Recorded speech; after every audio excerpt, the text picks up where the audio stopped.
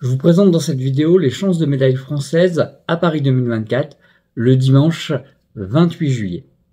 Alors évidemment, ce jour est très attendu parce que c'est l'entrée en lice de la star de la natation française, Léon Marchand.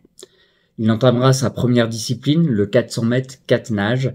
C'est la discipline où il est le plus à l'aise puisque c'est la discipline où il est recordman du monde.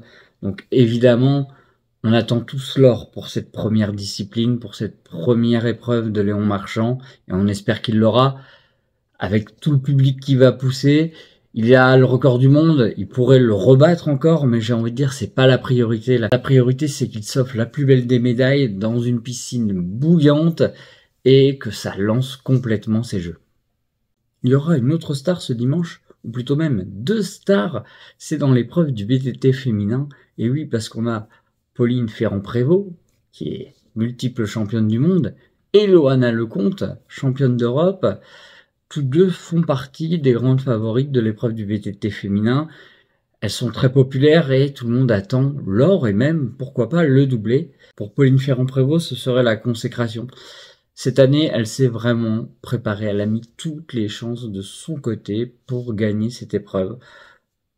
On l'a vu sur sa saison de Coupe du Monde.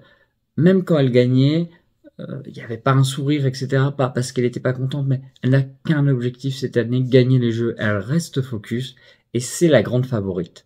Derrière, sa coéquipière en équipe de France, mais aussi peut-être une de ses plus grandes rivales avec la néerlandaise Pook Peters, c'est Loana Lecomte.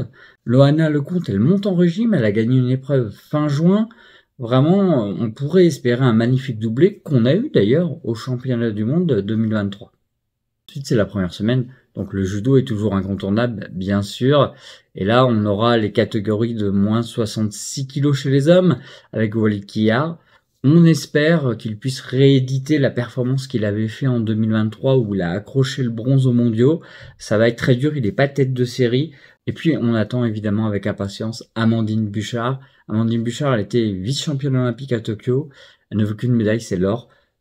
Elle a gagné énormément dans sa carrière, elle a fait beaucoup de podiums, mais paradoxalement, elle n'a jamais été ni championne du monde, ni championne olympique, et c'est ce titre-là qu'elle veut par-dessus tout. Mais dans sa route, il y a un obstacle énorme, c'est la japonaise Uta Abe. Uta Abe, c'est peut-être la judokate la meilleure du monde, toutes catégories confondues actuellement. Elle est vraiment extraordinaire, très dure à battre. Dans les confrontations, il y en a eu 7 ou 8. Amandine Buchard l'a battue qu'une fois. On ne sait même pas quand Amandine Buchard pourrait la rencontrer dans le tableau, puisque Uta Abe est tellement sûre d'elle qu'elle a fait très peu de compétitions les 2 dernières années, et donc elle n'est même pas tête de série. Elle pourrait très bien tomber sur Amandine Buchard en quart de finale. Si le judo est incontournable, l'escrime l'est tout autant. Ça sera au menu l'épreuve du fleuret féminin et également l'épée homme. Alors en fleuret féminin, évidemment, on attend Isaora Tibus. Alors Isaora Tibus, elle a vraiment vécu une année particulière. Elle a été contrôlée positive au mois de février dernier. Elle a entamé une grande lutte pour sa défense. Elle a finalement été blanchie. Alors ça va pas être évident, elle n'a pas de compétition dans les jambes depuis très longtemps, mais c'est la chef de file de fleuret féminin, et peut-être que tout ce qu'elle a vécu va ressortir positivement, et qu'elle pourra accrocher une breloque, ce qui serait absolument fantastique. Et puis il y a à côté évidemment l'épée homme, alors là il y a des allures de Dream Team, hein. On aura Yannick Borel, meilleur épéiste français cette année, on aura Romain Canon, champion olympique en titre, et Luigi Middleton, champion d'Europe en titre, et c'était il y a seulement un mois, c'était fin juin. On a donc une sacrée équipe. On espère beaucoup de l'épée individuelle homme et que ça nous ramène une médaille évidemment. Alors un peu plus tôt dans la matinée, il faudra quand même jeter un coup d'œil au pistolet à 10 mètres. Donc c'est une épreuve de tir sportive à Châteauroux avec Camille Jedrzejowski. Camille, c'est l'une des meilleures tireuses au pistolet du monde, elle est 6e mondiale et surtout elle reste sur une incroyable dynamique en fin de saison où elle a gagné 3 épreuves, dont une épreuve de Coupe du Monde à Doha à 10 mètres.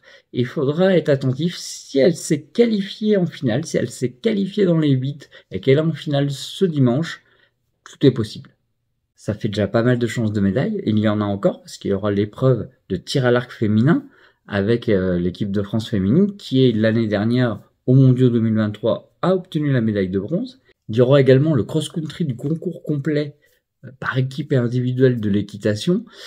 Là, c'est vraiment le point fort des Français, et si les Français doivent faire une médaille, ça passera par une grande épreuve de cross-country.